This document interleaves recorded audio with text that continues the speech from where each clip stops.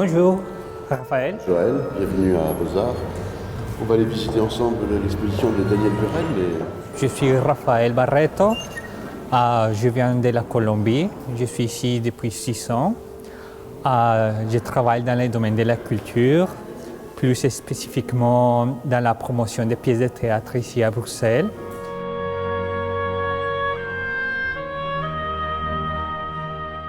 Souvent les gens disent Daniel Buren c'est les bandes.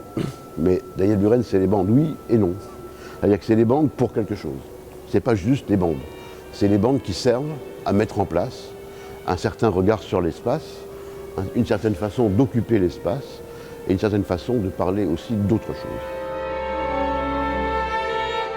Là pour l'instant, la seule intervention de Daniel Buren, c'est cette salle, le dispositif et tout le reste. Puisqu'en fait, il considère que ce n'est pas une exposition de groupe. Okay. C'est pas lui qui va dire tiens, j'ai invité les artistes, puis je vais les arranger ensemble pour montrer comment les œuvres dialoguent. C'est une expo sur son parcours à lui.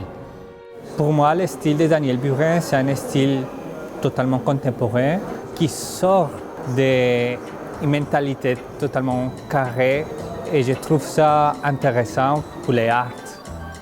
Alors ici, on a un véritable compagnon de route de Daniel Buren. Et ici, par exemple, on a une œuvre de Michel Parmentier.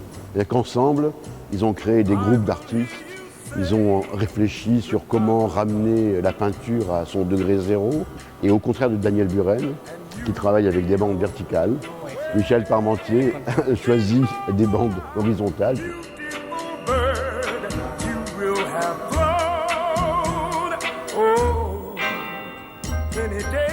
Alors ici, on a un artiste très important pour Daniel Buren et très important pour l'histoire de la peinture au XXe siècle, c'est Paul Cézanne. Donc je crois que l'intérêt de Buren pour Cézanne, c'est l'idée que ce peintre a évidemment ouvert énormément de perspectives pour la peinture du XXe siècle, c'est-à-dire que pour la modernité de la peinture au XXe siècle. Pourquoi dans l'exposition il n'y a pas de cartel? Alors, Daniel Buren a choisi de ne pas mettre de cartel pour deux raisons. La première, c'est que, évidemment, il a toujours, dans toutes ses œuvres, considéré que le public devait avoir une part active. Donc devait faire son travail aussi et participer à l'exposition. De ne pas être passif et d'arriver devant une œuvre et de faire ça et de lire le cartel et dire ah,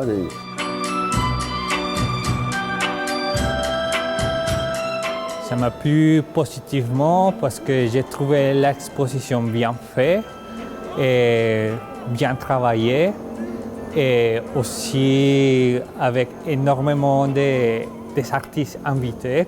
Donc ça, c'est quelque chose de positif que j'ai trouvé.